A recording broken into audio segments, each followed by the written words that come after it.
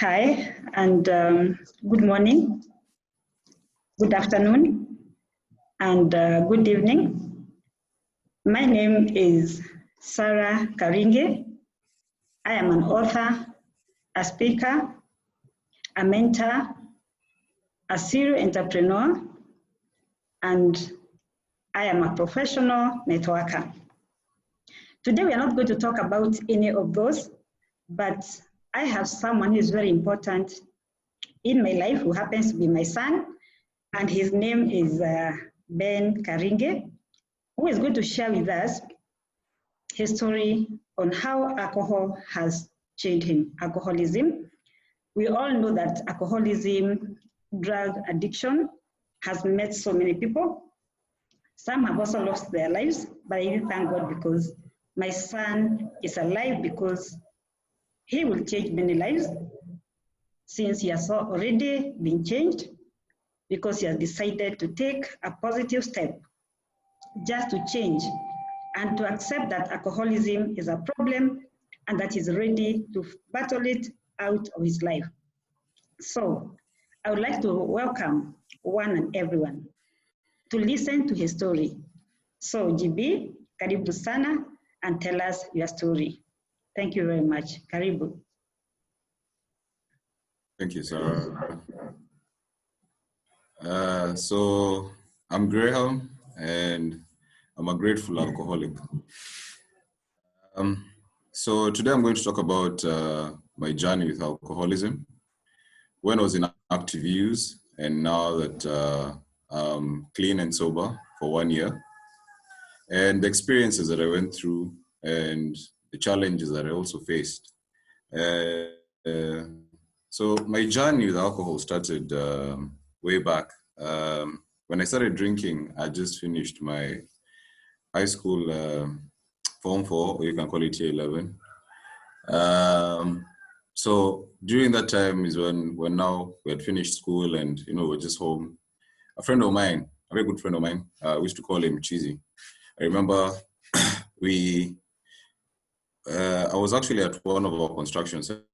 It was at Thome, and I remember Cheesy. I was at work, and Cheesy came up kwa site, and he just lives just around 180 meters just next to where the site was, and he came and he was like, "Yo, manze, si tuishie hivi, namuza tunaenda wapi? Awe tuishie, usijali kuna form." So me, I was like, okay, sawa. So I entered the car, and he entered the car, and then we drove off. So we went to Apple, where Uchumi on Thika Road used to be. Right now, I think it's Quickmart, if I'm not wrong.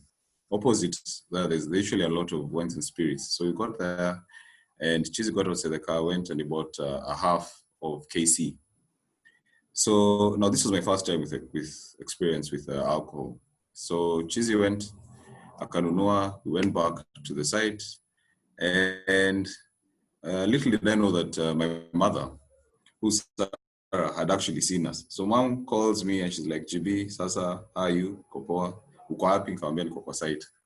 So she said, "Okay, sawa basi." So a few hours later, mom pops by, she looks at us, akakuja kaangalia kazi. Little did we know that she had seen us. And then she's like, "Okay, sawa, tutapatana home." So as we finished job kama kawaida 5, and we went back home together with Cheesy. So this is when I first drank. So that was my first encounter with alcohol. And kama kawaida, tukafungua na tukachapa. Yeah. Let me tell you, that thing, it tasted so bad. It was the nastiest thing I'd ever tasted. And I remember, after kukunywa nikakaka kidogo, and then I felt sick. So I went to the toilet to puke. When I went to puke, that's when our mom actually now drove in. So mom found me puking, and she came to the bathroom and asked me what's wrong with me. I'm just skipper. But all along she knew because she saw us. So she said, "Okay, sawa basi." So I puked, and I'm telling you, after that, that's me. I said, "Me and alcohol hapana." So after my grades came out, I joined Peponi to go and do my A levels. Now, when I went to Peponi, now this was a very different setting, and even the culture. People are all over the world and everything. There's a lot of freedom, and this is where now my second encounter with alcohol happened. So when I was in year 12, which is Form 5, that's when I went for a couple of parties, and for those first few enough parties I'd not drunk. So this particular party, I remember I went, and this was not the first time now I actually had liquor, but of course ilikuwa chased. It was chased with ginger ale. I remember soda. So at first I'd refused. Then a friend of mine told me, no, we just try it with this, try it with this thing. Trust me, it's going to taste good. So I mean, I said, okay, sour. So I took a sip. It's not so bad. So I actually enjoyed the taste of it. So sasa nikaikunywa vizuri. That was the first time I got high, and then I also didn't get sick. I didn't puke. I was like, hey, okay. And the next day when I woke up, I didn't even have a hangover. So that is when now, I started drinking now. But, things were still okay. No one sets out, but then no one starts drinking at saying that they'll want to become an alcoholic. No, it all starts as fun and games. So, I continued, but then, I just used to drink when I used to go to parties, and that was it. So even during that time, I remember when I'd close school, I always used to go to work, or even over the weekends, I'd always go to work and help mom out. And that's where also my journey with working with mom started. So I continued, but I was partying and things were good. Nothing was bad at that time. Things just went well. I finished my A-level education, and then I went to university. So I went to USIU first. So when I went to USIU, now here comes another culture. Now there's freedom, there's partying, there's everything. The money was there. Kila kitu ilikuwa hapo. Now, I always used to drive to school, so access to a car wasn't an issue because I'd go to work when I didn't have classes. Then when I had classes, I'd go with the car. So, the availability and the facilitation was there. So, my drinking just continued, but it was still okay. Things were still going on well. But little by little, the progression of my alcoholism now had already started, and I also didn't know. Now, I remember you say built up quite a reputation as being known as, the party boy, or also the bad boy. Like this guy is a guy who, if Graham is not in a party, man, this party itashika. And I remember also it got to a point where my tolerance was so high that I'd be able to finish a whole 750 ml of hard liquor, and I'd be okay. I'd even drop most of them home. I was okay. So, but little by little, my tolerance kept on just getting higher and higher. And also me now, I hadn't realized that my now addiction had started now checking in. For the longest time, I was actually a functioning alcoholic. So fast forward now I continued drinking, then I got to a point where I just could not. I was just like, also with school, I don't want to continue with school anymore. I even remember having that conversation with my mother. I just told her, "Hapana, mimi sitaki historia ya shule sasa. Mimi wacha tu niingie biashara." Of course, it met a lot of resistance, but eventually she just said, "Okay, fine. Since that's what you want to do, sawa, but on one condition, you're going to work." I said, "No problem." So now I got into work completely, and I think for the next 3 years, from around 2009, 2008, all the way to 2012, I really worked very well. And I was always at work. I was always, I was very productive. It even got to a point where by now my mother even stopped going to work. It was now me who was just running the businesses. All she just wanted were just reports, and that was it. Now she had just taken a back seat, and I was running everything. So now come to 2013, that's when now things started now getting a bit out of hand. Now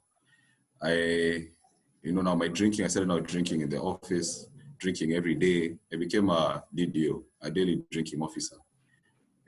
So, but still, I'd still perform, but kulikonga you'd see, people would notice, a few people here and there, they'd tell me, "Hey, okay, so dude, so just take it easy kidogo." And I remember that's when my mom actually sat me down and told me, "Okay, GB, sikatai ukunywe pombe, lakini be doing it on the weekends." And so at times it would work, at times it wouldn't work. And I also didn't understand why, because every time I always get, she was like, "I thought we agreed that you're supposed to be drinking over the weekend. So ukikunywa Thursday, now I'm just like, nimekunywa after work." She's like, "But still, it's a weekday." Me, I just used to be like, mambo, niko sawa. So little by little now, my disease started now developing and continuing. Just getting stronger and stronger. So, and the more I kept on drinking, later I started to become, I stopped now hanging out with my friends. I used to now drink in the office, even after work, up to like 10. Mom would call me. I'm like, I don't talk a job. She's like, what are you doing that at 10? So it just got worse and worse. It even started getting to a point where by now, I started now getting into fights.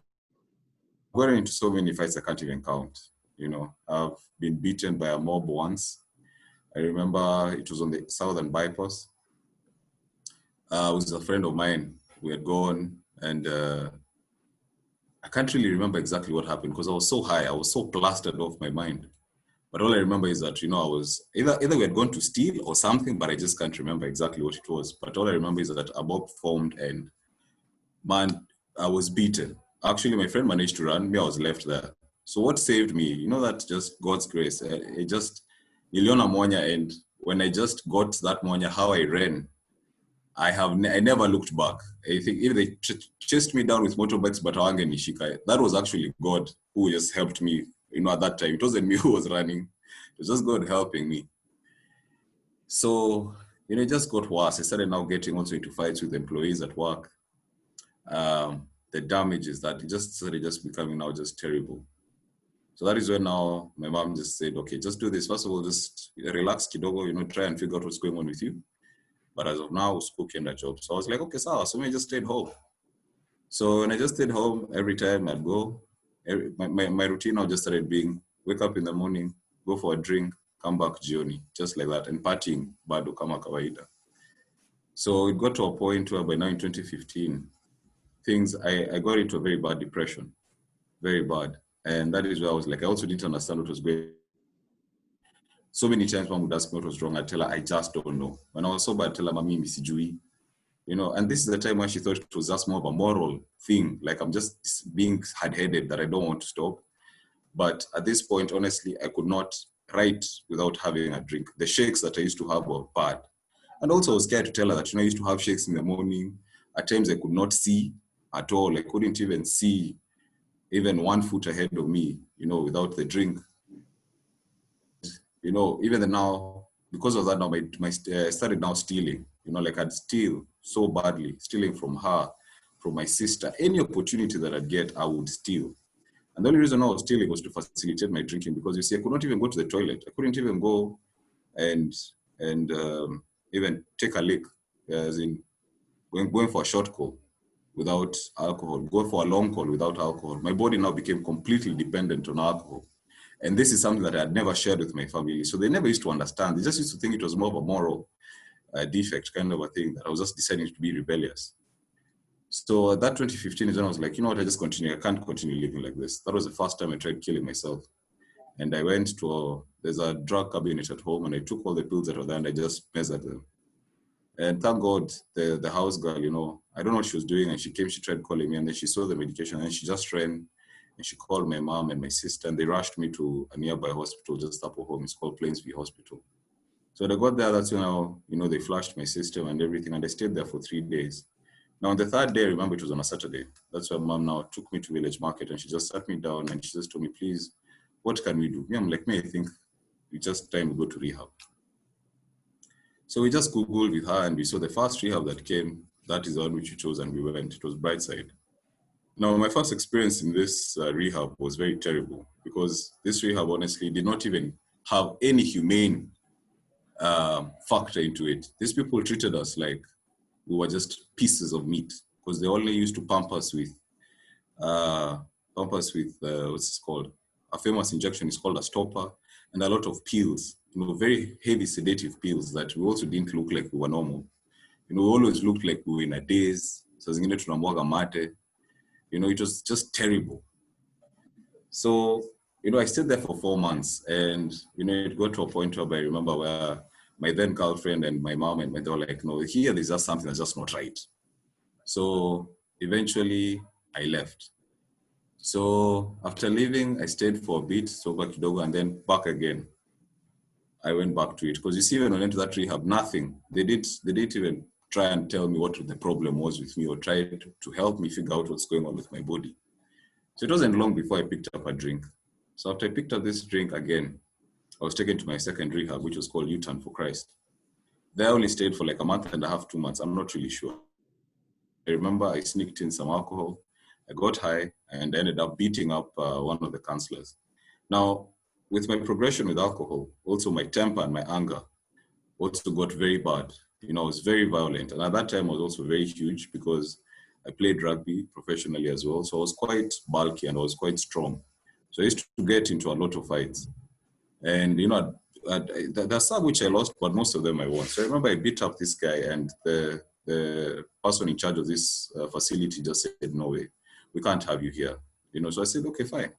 So I left. So now after that is when I just told my mom, I may think I can be able to figure this thing out by myself. So it worked for some time. You know, I'd stay clean. I'd have spouts of being clean for like 2 weeks, a month. I think the most I ever stayed sober was 2 months. And this time my mom actually thought that now, wow, my standard anyway has changed. Then I pick up again.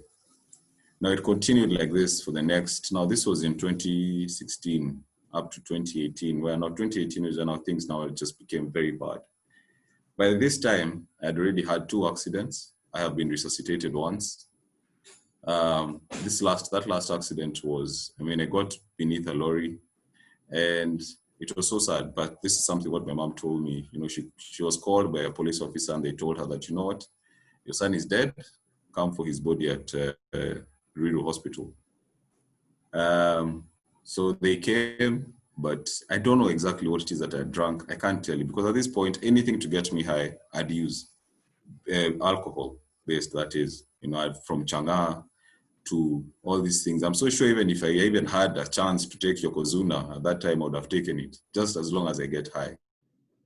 I remember when I woke up, I didn't even know where I was. You know, all I could remember is seeing my mom on top of me and my sister. They were looking at me. I was still in a daze. I was still so high. And, you know, this alcoholism, it's the compulsion is so strong that even after I finished with the police station, the next thing that I was just thinking about was, where am I going to get my next drink? And for sure, I got another drink. That morning when I went back now to the police station, after I finished what they were doing, I went and I got plastered again, you know, and my chest was burning. I was on fire because they had really tried resuscitating me, you know, for quite some time. So just to continue now, 2018, December, is when now things just, my mother just had enough. You know, she kicked me out. And this was because I remember it got to a point where by now, also the family had just broken down because of me. You know, my relationship with my sister had gone to the gutters. My relationship with my mom was terrible. No one wanted to be around me, even my own nephew, you know, and I can't blame him. You know, seeing your uncle, I've had enough seizures, even when I was at home. You know, Ryan has seen me enough times having a seizure. And those are mental things that I know I can never erase from his mind, but, you know, it's happened. So after that, it so happened that my sister lost her phone, and she was so adamant that it's me who had stolen her phone. And that now got me into a frenzy. I went and I drank, and when I came back, I was so high now to confront her. So it got so bad that my mom was upstairs. She had to run downstairs because she was wondering what was going on, because there was fracas. So in the middle of all that, I remember because of my drinking, you know, it made my mother and my sister get into a fight, which is something that has never happened. And that is why my sister said, you know what, to hell with this, me, I'm out. I'm done. You know, you deal with him. And my sister just got home, left home. Actually, our mother kicked both of us out. Now, luckily, my sister had a place to go. I didn't. So when I left home, now I remember I left the next morning and I went to a friend. Now I started now living with friends. I'd stay 1 week here, 1 week there, and then got to a point where by now my friends could not host me anymore. So after that, now I used to go to these Mogo gardens. That is where now, when they finished selling, there was one person on the bypass that I found, and I told him my story. And he's like, okay, when you leave, when you finish selling our goods, I can be giving you this place to be sleeping for at least 2 or 3 hours. Now that was my life for 2 weeks. I slept outside for those vibandas. So that continued, and then eventually I found myself in a slum, which is in Soweto, the famous Soweto, which is in Kayole. Now when I was there, I stayed now with another friend of mine. Now this friend of mine is one who introduced me now into into the life of being a gangster. So, I was in a gang, and, we eventually, I've stolen, I've stolen, and I can't say it's something that I'm proud of, but my stealing was not to facilitate uh, just to facilitate my drinking and also my lifestyle, because also I had gotten to a point where I was so battered that I didn't even want to work. No one could even employ me. Even how I looked, I just looked so bad. So that was my life for around 3 months. And then that is when I just decided, you know what, this can't go on. So a year passed. Now 2019 comes in. Now 2019, I remember I got so drunk, and then I decided I got the best idea to now go to Nakuru and now drink. Now my mission in Nakuru was to drink and die. Like me, I just wanted to die. Oh, sorry, let me just take you guys a bit back. My second attempt killing myself is when I was at my house. That was my second attempt. I had sliced my own wrist and I was bleeding out. And a mother's intuition is always very high. She sent her driver to come, and, he found me in that state. And, that time now I'd already hit rock bottom, but I just didn't know what was also wrong with me. So now fast forward to Nakuru. I had gone to Nakuru now, and I just decided that I want to drink myself till I die. Every time I'd wake up, I'd wonder, why aren't I dead? Why aren't I dead? Now, when I got to Nakuru, I got so drunk, and my mother, this is what my mother told me, I also don't remember. My mother was called and she was told, you know what, your son here, he's going to be killed. And that was my mission, actually. And, she was like, okay, now she didn't know what to do and everything, but I don't remember all this. So all I remember is that the bar that I was at, she just kept on giving me alcohol. Little did I know that my mother had already paid her just to keep me there and to give me whatever it is that I'll ask for. So after a few hours, some 3 gentlemen walk in. And I'll never forget this man. He was called Abdul. That man saved my life. Abdul came, and the first objective for him was to get me out of that place, to get me to another bar, or actually just to get me out of there. But I refused. I told him, no, you guys want to take me somewhere but Hapana. He's like, Hapana, we're going to another bar. And I remember we scuffled for around an hour, and I agreed. And short to his word, I got to another bar. And he asked me if I'd eaten. I'd not eaten for the last 3 days. And, he bought me food and everything. But me, I told him, first of all, buy alcohol, and then they let the food come. I'm like, no, that is only, he's like, okay, fine. So he bought me more alcohol. He actually bought me more than enough. I think around four halves of Viceroy and Richard. So during all that time he was talking to me, I was like, yeah, okay, fine. I need help, fine. But honestly, I was really battered. I was down beneath, I was already at rock bottom, but now I was even now digging myself deeper. So as we were coming, I blacked out. And we got now to Lokabeta. That is where this was now my 3rd rehab. It's called Eden Village, Eden House. This is where now I came on the 1st of May. I checked in at around 3 a.m. in the morning. And by the time I checked in, I also didn't know. I was so high. I was just in a state of being plastered. So after 2 weeks, that is when now I think I started now regaining myself. But the withdrawals were terrible for me. It was just hectic. It was chaotic. And in as much as, I was there, and one of the things that I was so scared of is that since I'm back into rehab again, chances are I'm going to start getting stoppers. And I remember we had a very huge, that was one thing. I refused any form of medicine, any form of injections. I was like, there's no way. If you guys inject me this thing, I'm off, So I stayed there, and little by little, I met other people who were there, and they were sharing. Now this rehab was very different. They treated us like people, like we actually mattered. They actually listened to us. And I was like, for the longest time, I thought, this is Apana. This is not right. This is not how rehabs work. So after that, I started now seeing the humane part of people. The staff there were very nice. The other alcoholics and addicts were there also. They were very good. And, I started now working a program. In as much as I did work my program, I had a lot of reservations. I used to sit down and ask myself, you want to tell me I'm never going to drink again? But thing is, I never shared these reservations with my counselors. So I just, put on a facade and I was like, okay, fine, yes, I've seen what alcohol has done to me. And, honestly, I did know what it did to me. I knew for sure, but I still had reservations. So I finished my 3 months. The program ran for 3 months, and I was put up at a halfway house, which is still part of Eden Village. It's at Parkland. And that is where now, it was just now to see where I'm at with my recovery. And because I had not worked my program and I had not accepted that I had a problem completely, I was still in a state of denial. 3 weeks down the line, there I am again. I picked up a drink. Now, when I picked up that drink, it didn't even finish 1 week from the initial stage when I picked it up. I think after 4 or 5 days later, that's when I was just like, bam. Now, this relapse was one which really hit home, and I remember it was so bad that I walked into a meeting and, I sat down and I just blacked out and I pissed myself. Breki ilikata, nilijikojolea in front of everyone and who was there. And some people took photos. They even took some videos of me in that state that I was in. Now that thing shook me to the core. And mind you, I've had enough meetings with death. I used to call them meetings with death. I used to look for death. Death would look at me and run away.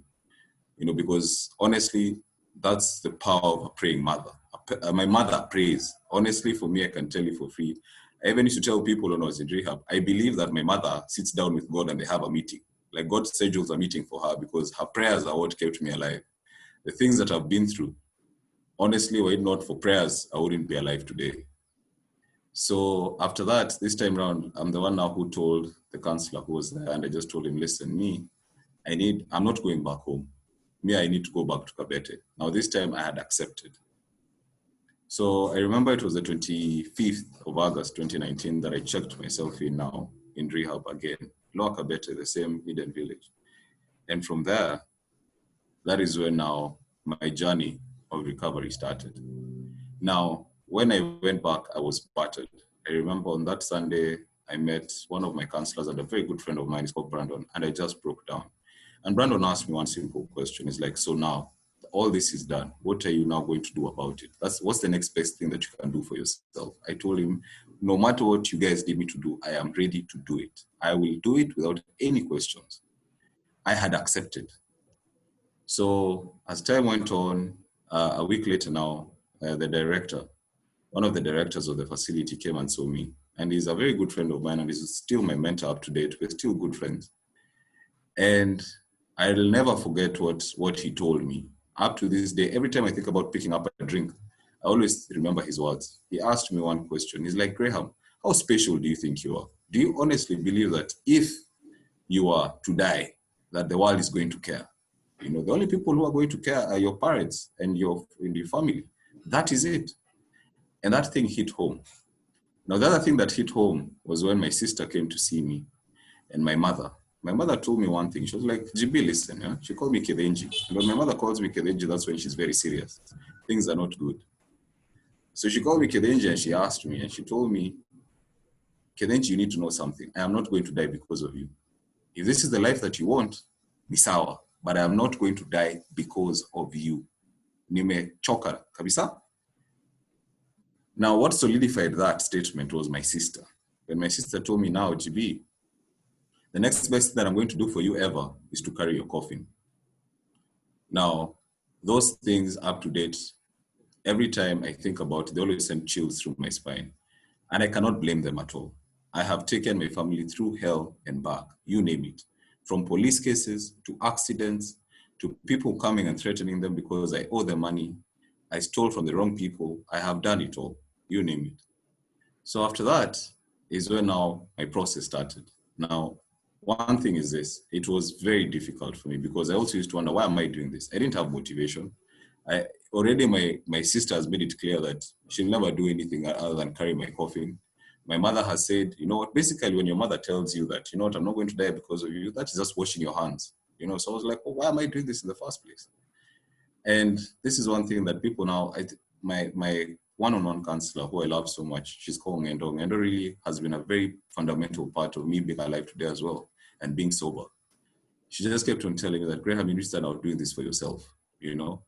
Eventually things will work. Recovery does work. So for the first 3 months, I was just doing it out on a whim because I had no other place to go. Even if I was to be left, my mother wouldn't take me back. I had nowhere. So the only thing that I had to do was recovery. So my first 3 months, Zikaisha, and I remember my mom came, it was in November. And now she was like, so are you ready to go home? And I was like, no, I was like, Kapana, because the thing was I needed to finish. Actually, I was supposed to go to Qatar after my stay at the rehab was over. And I was willing to do anything because I had lost everything, you name it, everything. I was willing to do any sort of job and just be out of Kenya because I actually thought that Kenya was also the problem with me getting high. So after the 3 months, I was like, no. And I thank God also for the process that this Corona came. For me, Corona has been a blessing. For many people, I know it has really caused them a lot, but for me, Corona is a blessing for me. I'll never forget the year 2020. So well, even during when the documents were being prepared, there were a little bit of hiccups here and there. And then boom, Corona hits. Borders have been closed, I can't go. So I remember being asked, so do you want to go? I said, no. No. I still feel like there's still work to be done with me. So another 3 months, 6 months in. Ngendo asked me, I'm like, no, me and Ngendo, I think, let's just do this. Since I'm already 6 months in, let's just finish a year. In any way, there's nothing to run out there because Corona had already hit. And, all along now, through this journey, I really discovered a lot about myself. I had lost myself. I didn't know who I was. So this time for me being there for the longest time that I'd been there, it helped me. And I remember my mom asking me, so now don't you think that you're ready to come out? I'm like, Apana, mom, because at least I'm here and I'm doing something. Let me stay here. And true to her word, my mother told me, okay, fine. If that is where you feel like you need your help, you're going to stay. Even if you want to stay there for 2 years, it's our, as long as you're okay. And this time I remember, every time that they come and see me, my mom would actually tell me, this time you've got it, this is when I keep on telling you guys, my mother has meetings with God, because I also hadn't seen it, but to her, she was so sure. She was like, this time, GB, you've got it. I'll never forget those words. And she was so confident how she said it. And I was like, the baby it said I'm feeling it. She's like, I know you've got it, but anyway, when you're ready to come out, you let me know. So I stayed, and I actually just left rehab on the 25th, 1 year exactly, after my program was over. And I can tell you, one of the greatest gifts that I got back from what I had lost is a relationship with my higher power of first, finding myself, and the relationship with my family. My sister, in all honesty, I knew for a fact. I even used to tell my counselor that, no, I'm not even focusing on building a relationship with my sister. She has made it very clear that, there's nothing that can be done. It had been so long before my sister and I ever hugged and meant it. I think it had been over 5 years or 6, 7 years. I'm not sure. But the first time my sister hugged me, I seriously was so ecstatic. I don't think everyone knew. Everyone who mattered to me knew. That is just the power of what recovery can do. And what I can say is that, it is a disease. I personally do believe that alcoholism is a disease. And the reason why I say that is, when someone has diabetes, they need insulin. Now, when you're an alcoholic, you need alcohol to survive, because now it's actually one's body that asks for this thing. It's not the person. It's not a moral dilemma. It actually is a disease. Without the alcohol, you just cannot function. And that is why some of us have to go into treatment centers to be able to get the help that we need. Now, for me, I was really down. Like, I needed that help. I could not do it on my own. My body now dependent. I was completely dependent on alcohol. So now, what I can say is that right now, recovery is beautiful. I take it a day at a time. I use all the tools that I'd been taught at the rehab that I was in, which is Eden Village, and that place is amazing. The people there, the staff there, the directors, may God bless those people. The work that they're doing is amazing. These guys, for me personally, they saved my life, and up to date, they're still with me. We're still walking this journey. And right now, as we're speaking, currently I'm in Diani I also decided that this is something I want to do, because with the experience that I've had as an alcoholic, you know, I also feel like I can be able to help someone out there. For me, the intention of doing this is to just be able to reach out to that one person who can be, who needs the help. You know, they also don't know where to start. You know, if I can do it and I was in the gutters, you know, trust me, also someone out there can be able to do it. For me, just one person who can be able to get help, that is more than enough for me. So what I can say is this: recovery does work. I am living proof of it. And relationships do get mended. You know, my family is part of it, you know. So as I just now close down on this, all I can just say is this: I just pray and hope that anyone who's going to watch this will get some bit of motivation, you know, and just keep on pushing. You know, don't give up, because I never gave up. You know, just keep on pushing. So that's my story. Thanks for letting me share. Wow. VB, that was just awesome. May the Lord bless you. May He help you to recover 100%. And may you help millions and millions of people. What I know is anything is possible with God. You know how hard we have fought this battle together, but I know that you are a winner. You are not a loser. And you are going to become a very big and great person. And as I've said, I know you are going to not only help yourself, but you are going to help millions of people. So may the Lord bless you. May He expand your boundaries for you. May He give you a lot of peace. And anybody who is listening to my son, who I love so much, I know there are certain parents who are going through what I and my family have been going through. The worst thing that you can do is to give up with someone that you really love. So with that, I would like to end this conversation, as I believe that you have been blessed by what GB has just shared. So God bless you so much. Thank you.